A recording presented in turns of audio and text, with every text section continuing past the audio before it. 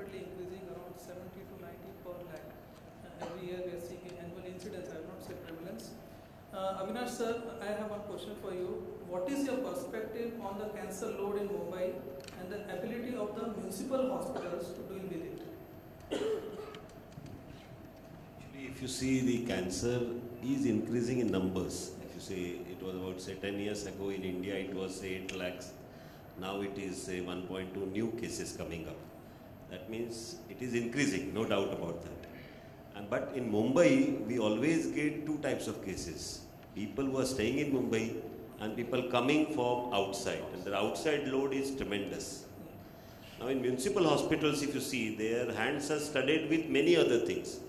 From, say, dengue to lepto to even any other benign diseases. But still, a department like, say, general surgery or our GI surgery, many other departments, so most 30% of patients will have cancers. And what Dr. Rajan said is absolutely true.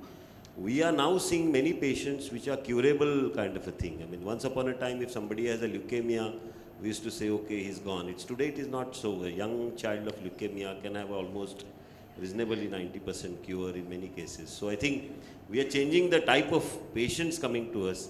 So even public hospitals also are changing towards, and as I said, 30% of our load is cancer load. Yes. And that is what municipal hospitals cope up.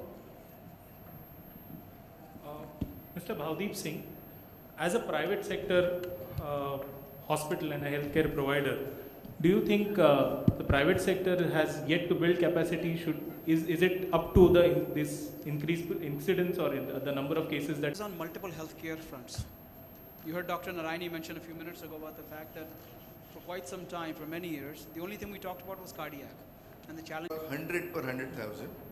And in rural India, it's about 45 per 100,000. We're not missing anything. We have registries with house-to-house survey that diagnose all cancers in rural India in the pockets that we are running registries. And it is 40 to 50 per 100,000. So that's the kind of transition that we have. And the best part is that out of these 100, almost 70% are preventable cancers. 40% attributable to tobacco, about 15% attributable to obesity, which is an urban at all. And it's entirely related to infections being taken care of by good hygiene. And in our in the pockets in rural India where hygiene is not appropriate, say for example Barshi, the number still stands at 30 per 100,000. So it's same as what Mumbai was about 25 years ago, and it has not changed. But our Muslim brethren, whether in Barshi or in Mumbai, in either of these places have an incidence which is 5 per 100,000, which is much less than what United States has. And it's entirely related to personal hygiene, wherein... that you have had. Now, before, I know you have gone through a personal journey which had its with cancer, with this brush with cancer and the book, yes, which was so nicely written. What is now the difference you observe when you were not, when cancer was something distant and now when it is something when you have experienced personally?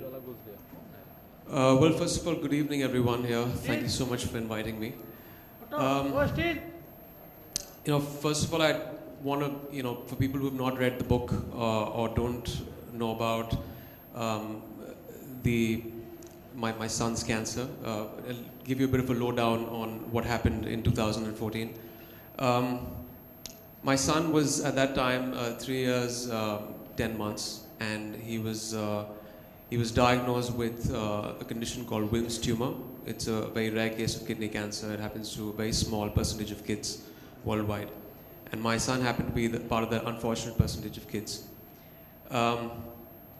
This discovery of this cancer, the first very bizarre symptoms were over a very usual brunch at a 5-star restaurant in Mumbai when we had come back from a New Year trip in January.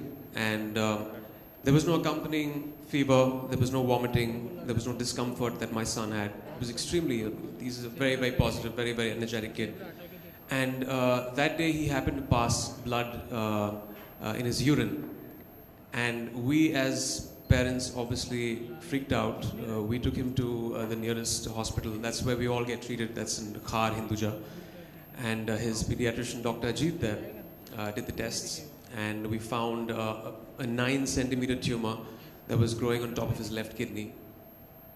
And, you know, for any parent, and I speak for ourselves, for me and my wife, when we heard the news, it's like the ground beneath our feet had been ripped off. Cancer, the perception of cancer for a layperson like me, and I consider myself as a layperson because with education, with even staying in Mumbai, you've heard of people get cancer, but you don't actually go to the depths of it unless you have someone close to you diagnosed with the disease. My perception of cancer was this monster that is going to take my son's life.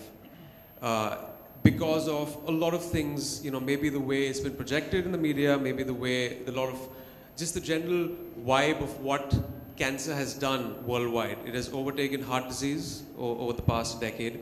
It's very prevalent in our country, in rural and because of urbanization in most of the places. And you're constantly hearing about deaths related to cancer. And that was my, prime fear at that point of time, that this is going to take my son's life. The perception changed when I started informing myself, when I started reading up a lot about cancer and demystifying a lot of things about this dreaded disease. I realized that 70 to almost 95%, in my son's case, the prognosis is extremely good. Wilms tumor has one of the best prognosis as far as cancer goes. It's highly treatable, and that was very heartening for me to know. But that was a revelation that happened over the course of 2 months after reading. So I had an agonizing 2 months. And, but still, it really took the life out of us when we heard the news. There's no way of encompassing that in words or trying to explain what a parent goes through. It's worse than being confronted with your own mortality, hearing that your 3-year-old son has got cancer. And our lives have changed ever since. We've started living a very new kind of normal. You make peace with the cancer in a way. It's this factor in the house. It's there in conversations that wasn't there. You can't wish it away. And your perception changes, and then you have to fight the good fight against this disease and make sure you don't let it get the better of you or your family. And that's exactly what we did. Yeah, Emraan, and I think I just read through the book, and you have constantly mentioned a positive message there. I mean, Superman. We use the analogy of superheroes in the book. So I think, do you wish that in some ways the media should, or the general public should have more positive news coming out? Because as I always tell my patients, a lot of times, people proudly say that I've got an angioplasty done at a 7-star hospital, but nobody says that I've got cancer treated at an XYZ place. So do you think that kind of positive news should come out? More people. I just wish positive news sold as much as bad news did. That's the unfortunate part.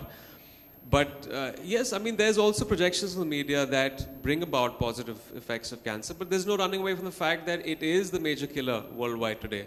So there is this dread that, there is this underlying feeling that what if, and another reason is when you have something like a diabetes or a heart, you deal with it, you have terms that you are constantly have been thrown towards you, which is 5-year survival. Your fight doesn't end after your chemotherapy or radiation. It is another psychological problem you go through for 5 years. We're still dealing with it. My son is on 2.5 years now, which is, he's out of the red right now. But there are a lot of factors with cancer that actually add up the fear syndrome that we all have when we hear about cancer. So Manoj, I think that's a message that probably I think we should carry, that media needs some good news as well as bad news. Media doesn't look at news as good news or bad news. Media looks at news as news. So it's a very subjective thing. One day, I would hope that we have some of these physicians here today, because this is a great forum as well, right? We've been here all day discussing on Colorectal. What a family goes through when a person in the family is diagnosed with cancer. So what do you think is this impact on the life of a family once a cancer is diagnosed? As regards the cost, as regards the anxiety, how does the healthcare worker, sort of reduce this? What would you like to see the healthcare worker doing to reduce this? Well, first of all, I'd like to speak personally about our experience and the psychological impact of our son being diagnosed with this cancer. First and foremost, as parents, you go through a variety of emotions, ranging from anger, guilt, sadness. Guilt because, at that age, you're making most of the choices for your kid, and you feel that maybe it's something that you did wrong. Maybe you fed the kid something wrong. There was something wrong with the nutrition. And that has a very, very deep psychological impact. That had a deep impact on us. When we heard the news, obviously it was the worst part. And post that, every day was like a new hurdle. There was post that the surgery, which we had, which was the 4 longest hours of our lives, having the tumor removed. And we lost the kidney also, because that's generally how you deal with a case where it is 9 centimeters. And post that, there was the pathology report coming in, which took us, which took 5 to 7 days, which is again the 5 longest days of my life, because then, there's the favorable histology, there's the staging, which was all very new to us. Thankfully, he was on a second stage, which made the treatment and the prognosis much better. Post that, we flew our son to Canada, to Toronto, to Sick Kids. It's one of the top pediatric hospitals. And there was one of the main reasons that we did this is because we were trying to attend, apart from the physical aspect and the medical intervention, there's a psychological impact that all this has on us as a family unit and on our son. And we didn't want him to change in any way. That emotionally scars a kid. It definitely has emotionally scarred us. Kids can't talk about it.